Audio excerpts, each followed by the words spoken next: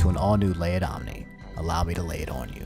Alright guys, we're on the final countdown. There's officially less than a week until Smash Ultimate officially comes out. Keyword officially. I've already talked about this in previous episodes of Late Omni, but it's basically hacked Wii's and receiving early hard copies of the game, or some combination of the both. Thank you, Mexico. Anyway, that means that clips of characters in training mode or even playing against other players have been flying around the Twitterverse. These guys are shamelessly and openly showing that they have access to the game. Usually these clips showcase a specific character and their combo, or their tech, or their hitboxes, whatever. By the way, this is non-character related, but a bunch of people tested out Lilat's platforms and have shown the stage is completely busted. So we'll most likely not be seeing that stage in competitive gameplay. Thank God. Anyway, what if I told you that there has been discussion about banning specific characters before the game has even come out? Crazy, right? That's basically, in a nutshell, how ban-happy the Smash culture has become. And it's only the beginning. In this video, we're just going to be briefly discussing about the buff, nerf, and ban culture that exists within the Smash community. So what sparked this? Well, what had happened was a clip of Meta Knight was released showing him doing a combo that carries his opponent off the stage into death at really low percent. I won't show the clip because I'm not trying to get my channel Thanos by the Nintendo ninjas, but it's not hard to find if you look for it. Regardless, this prompted a few tweets that essentially suggested that Meta Knight needs to be balanced and or needs to be banned. Rags, aka a Smash 4 Meta Knight main, said, "Tornado being faster and having much higher horizontal knockback might be absolutely broken for killing off the side. Hoping for nerfs at this point, he seems way too good. All credits to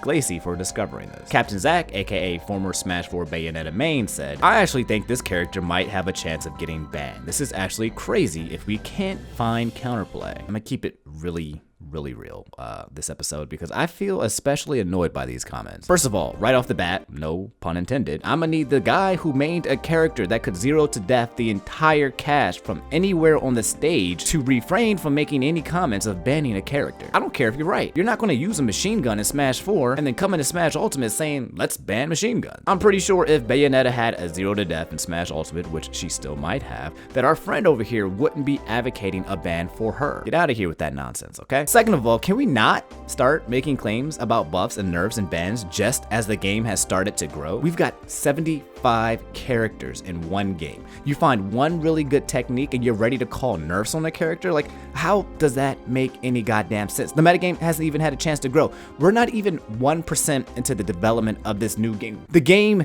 isn't even out. Really fast, let me just explain why this entire buff, nerf, banning of characters is not only regressive but unhelpful as well. Who wants to develop a metagame for a character knowing that if they work hard enough and grind hard enough that they could create a tactic that will get their character banned? It creates an environment where nobody wants to share any useful tech because they're all afraid of having their characters nerfed or removed entirely. Eventually we'll see these tactics in tournament and how they'll clash with other tactics that have been shown and start to understand how polarizing specific tech may become, but until then I 100% believe that anyone pushing for any kind of adjustments on characters this early into the game, a game that hasn't even come out, is a goddamn buffoon. I mean, yeah, sure, you can come to the conclusion that a move where a character is very strong and or very weak. Nothing wrong with that, but can we chill with the whole scrub mentality of wanting to simply have Sakurai change the game because we see something we don't initially like? What happened to adapting and, you know, getting good?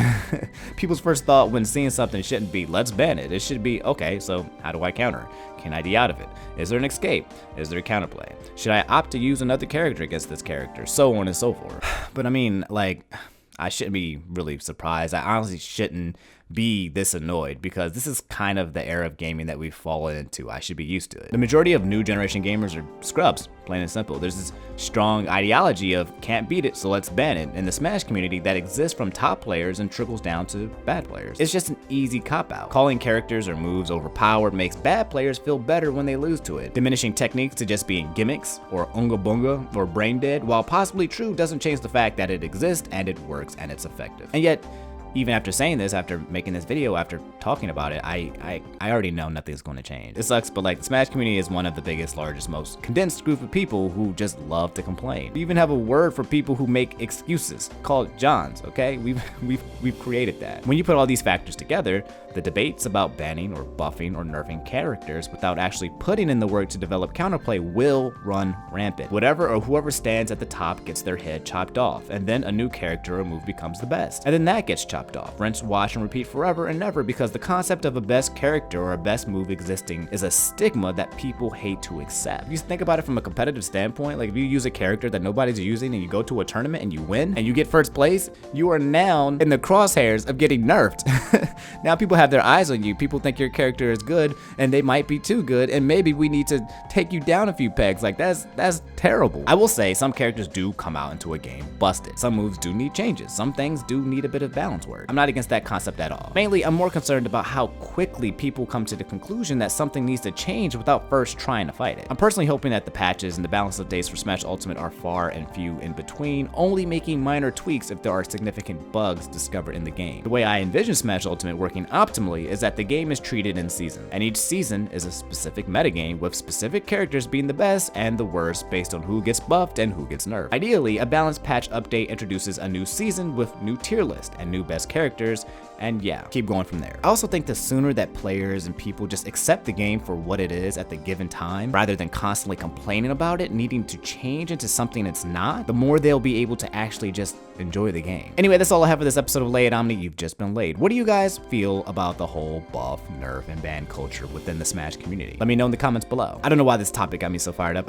I think it's because to me, it feels like some people just don't want to work hard anymore. Like, it feels like the integrity of actually grinding and getting better in a fighting game is taken away when you can just complain to mommy and daddy instead of figuring things out on your own. Personally, I don't want to play a fighting game that's constantly shifting due to how many people who don't even practice that hard complain, because that's what's going to happen. I want to enjoy Smash Ultimate because from what I've seen, this game is going to be unbelievably fun from a casual and a competitive standpoint. It's not going to be perfect. It'll definitely have its flaws, but this game has so much potential and I really want to see it flourish and be played at its fullest. Anyway, do me a favor, if you guys enjoyed the video and want to see more, leave a like. It means the world to me. And also, if you're watching this video, you're not subscribed, okay? We're growing like crazy. We might actually hit 100,000 subscribers by the end of the year, so that's cool. I'm not going to remind you guys to brush your teeth for floss today because I know you did that before you came into this video, didn't you? Instead, I'm going to suggest that at the end of this video that you all grab a large bottle and pour yourselves a very, very tall glass of water and guzzle that bad boy down, because I know most of y'all ain't staying hydrated, okay? If you're tired all the time, if you got headaches, you're not feeling good, things just aren't working mentally for your body, there's a pretty good chance that you're dehydrated. Okay? Us gamers are just walking dehydration machines, and all we do is drink soda and caffeine, and we're just messing ourselves up. So yeah, refuel yourself with some water, all right? All right, I love you guys. I'll see you in the next episode. Have an awesome day.